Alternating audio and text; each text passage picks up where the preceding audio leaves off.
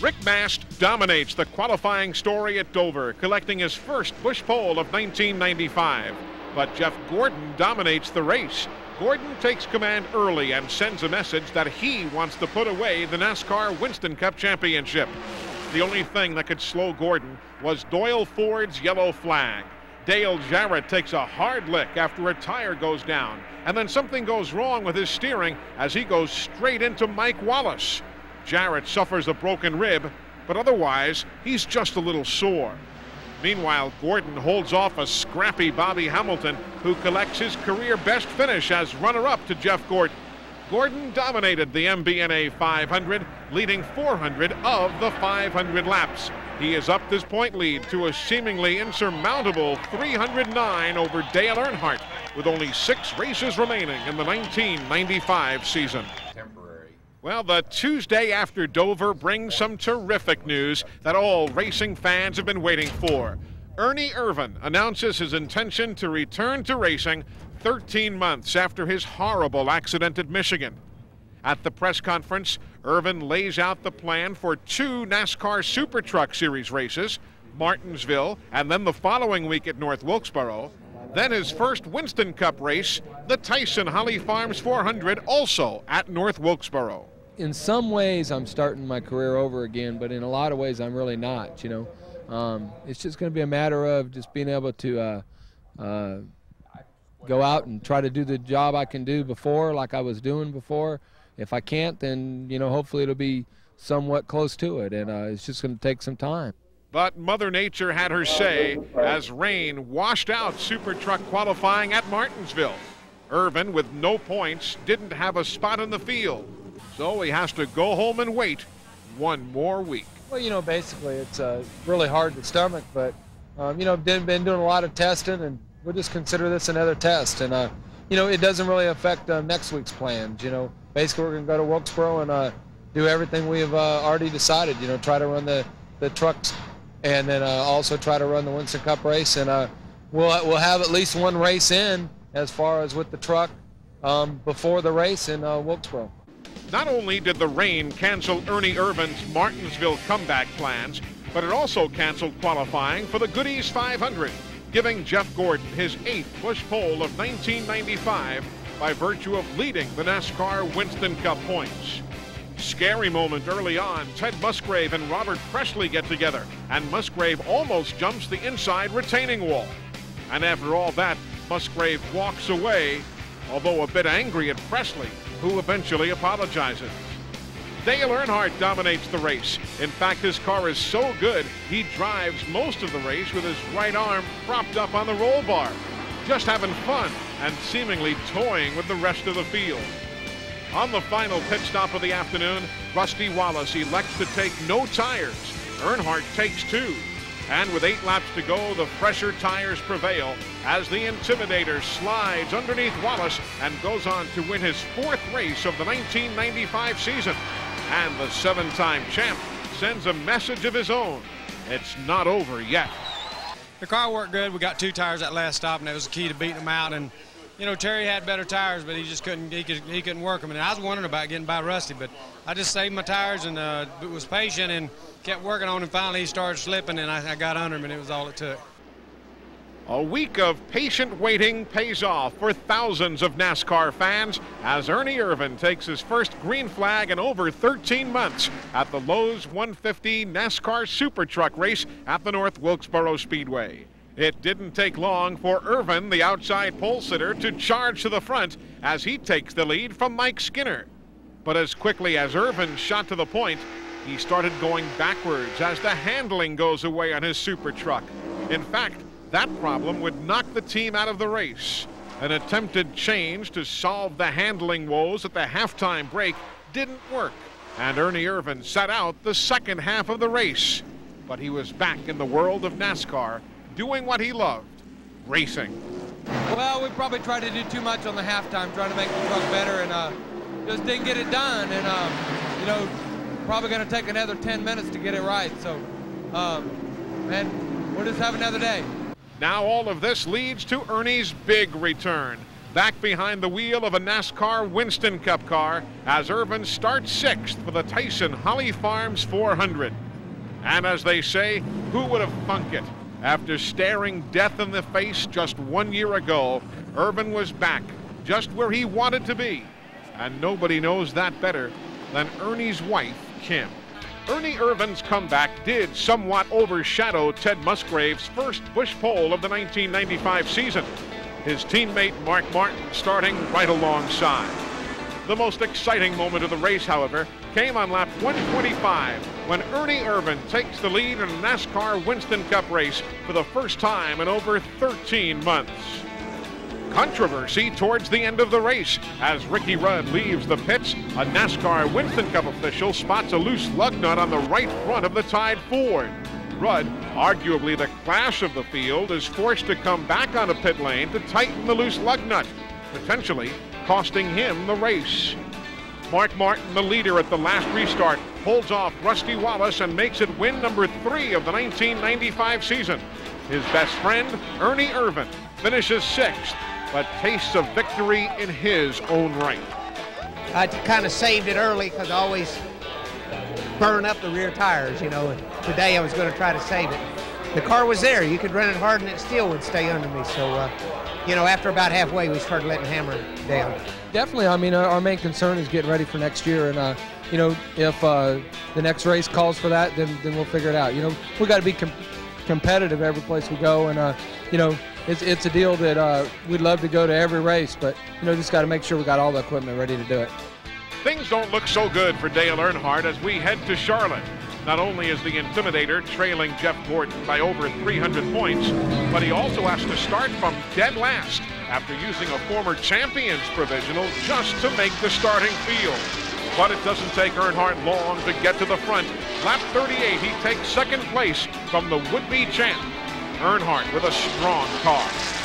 Gordon then has trouble. On a routine stop, the drivetrain brakes as Gordon tries to leave the pits. Then while pushing the car behind the wall, Gordon runs into the barrier. Gordon spends 14 laps behind the wall making repair. Late in the race, Hendrick teammate Terry Labonte takes the lead on the strength of a 2-tire stop. But Mark Martin just dares Labonte to pull away. Martin chases him down with 4 fresh Goodyear Eagles. He takes the lead with 5 laps to go and holds on for the win, his second in a row. Earnhardt also passes Labonte to finish second. Gordon, meanwhile, winds up 30th as the Intimidator makes up 97 points as we head to Rockingham with the championship still in question. There is, however, one thing that's for sure. Rockingham is the week for the young guys. Hut Strickland gets his first ever Busch pole with Michael Waltrip alongside for the start of the AC Delco 400. The class of the field is Rick Mast, leading 139 of the first 257 laps. But during a routine stop under caution, the Skoll crew goes straight under the hood. Mast is victimized once again by engine failure. He finishes 34th. Controversy towards the end of the race. A Winston Cup official calls Dale Earnhardt back onto pit road for a missing lug nut. After a quick look, the officials see that all 5 lug nuts are in fact in place on the wheel. The stop moves Earnhardt from 6th to 14th, 1 lap down. Seeing their mistake, NASCAR opted to make corrections. On lap 372, the caution is displayed with the specific purpose of getting Earnhardt his lap back. But with pit road closed, NASCAR sees Earnhardt and others beginning to pit. 4 new tires and then the rest of the teams will cry foul. So NASCAR has to allow the other teams to pit as well. After everybody pits, NASCAR officials straighten everything out by having everyone revert back to their original position on the racetrack, with Ward Burton in the lead and Rusty Wallace second. Then Burton holds off Wallace for the final 15 laps to pick up his first ever career win. In just his 7th start for the Bill Davis Racing Team, Ward Burton wins the AC Delco 400. Jeff Gordon finishes a disappointing 20th at the Rock, while Dale Earnhardt finishes 7th. The 7-time champ gains 43 more points on Gordon as we head into the next to the last Winston Cup race of the season in Phoenix, Arizona. where it's Bill Elliott who's captured his second Busch pole of 1995 for the Duralube 500. After wrecking his primary car in practice, Ernie Irvan looks strong in the mid-stages of the race in his backup car as he leads for 111 consecutive laps, having some great battles with Dale Earnhardt, stirring up some terrific memories for the sellout crowd at Phoenix International Raceway. Irvan, though, eventually falls out of contention after dropping a cylinder. Late in the race, with Derek Cope leading, Ricky Rudd sweeps by to take the top spot on lap 290, as Rudd goes on to lead the final 23 circuits and wins the Duralube 500, extending his consecutive win streak to at least one win for 13 years in a row. Dale Earnhardt finishes third, Jeff Gordon fifth, as the Intimidator picks up a scant 15 points. But all Jeff Gordon has to do at Atlanta is finish no worse than 41st, and the 1995 NASCAR Winston Cup Championship would be his. Darrell Waltrip surprises everyone by capturing his first Busch pole in over 2 years for the Napa 500. Lap 61, leader Sterling Marlin pulls out of pit road during green flag pit stops, and the second place man, Jeff Gordon, inherits the lead, giving him 5 bonus points as he clinches the 1995 NASCAR Winston Cup Championship. But the dominant car all afternoon is Dale Earnhardt, even though Gordon later developed handling troubles and finished 34th, 14 laps down. Earnhardt's commanding performance, in which he led 268 of the 328 laps, wasn't enough, as Earnhardt wins the battle, but Jeff Gordon wins the war. You know, I got to congratulate Rick Hendricks and all his team. They did a great job. He's doing a championship, Rick is. He's been in a long time. I tested for him when he first started building cars, so I sort of feel good for him. And, you know, our team's the best. Goodrich Service and RCR, they've done it again. Old race car was good today. Jeff Gordon wins the NASCAR Winston Cup title by just 34 points over Dale Earnhardt. Sterling Marlin overtakes Mark Martin for third place, with Rusty Wallace rounding out the top 5.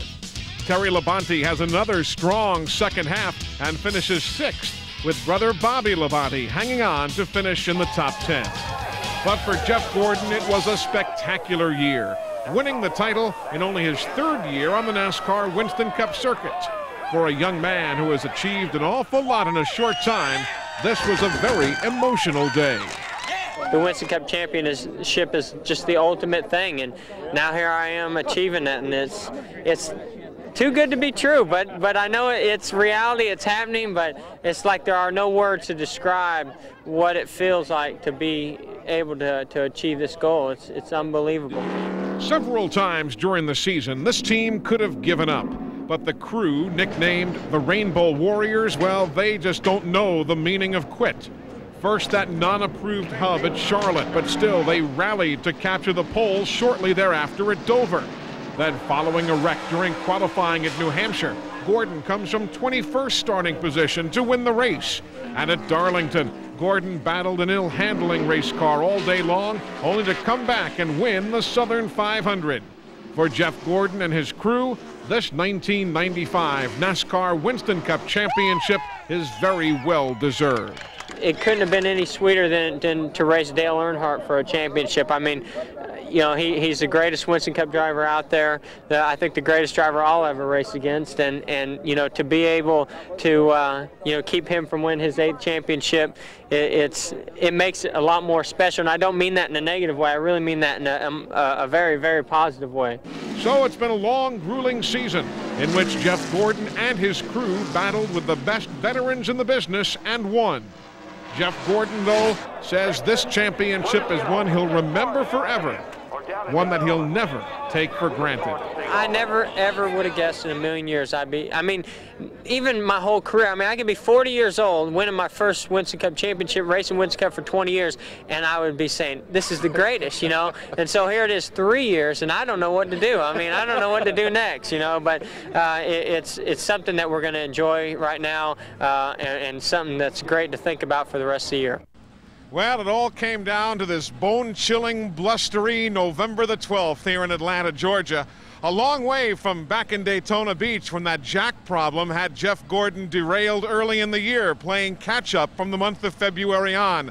But it all ends here today with his first ever NASCAR Winston Cup Series championship, the second youngest driver to ever grab the NASCAR title. We hope you've enjoyed our look back at the 1995 season. It's been a great year. 1996 looms just ahead with better racing than ever before. So long, everybody.